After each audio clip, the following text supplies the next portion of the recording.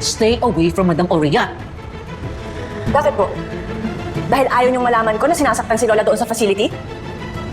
Ikaw, Yuan, aware ka ba doon?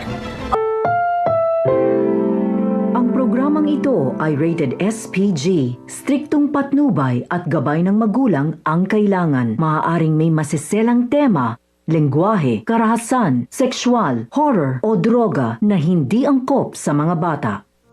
Kapakapanabik na po at tumitindi na ang mga eksena maging ang kaganapan na ating pagkakaabangan at ating rin namang pagkakasubaybayan dito lang sa Shining Inheritance.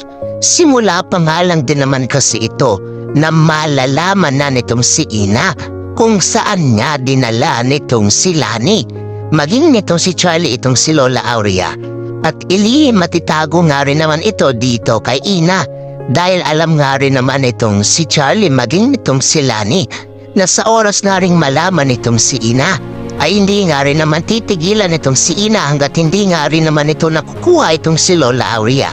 Pero may pakaipa nga at plano itong si Lani maging itong si Charlie kaya hindi nga rin naman nila ito pinaalam dito kay Ina. Pero ngayon ay hindi na nga rin naman nila ito maitatago pa dahil alam na nitong si Ina kung nasaan nga itong si Lola Aurea at nakita rin mismo nitong si Ina ang ginagawa nga nitong si Lani dito nga rin naman kay Lola Aurea na siyang ikinabigla na lang din itong si Lani dahil bigla nga rin namang sisigawan nitong si Ina itong si Lani at sasabihin nga nitong si Ina dito kay Lani na, "Anong ginagawa mo kay Lola? Sinasaktan mo si Lola Aurea, kitang-kita ko, Tita Lani." Nanlaki na lang ang mga mata nitong si Lani nang bigla nga rin mang sulpot itong si Ina.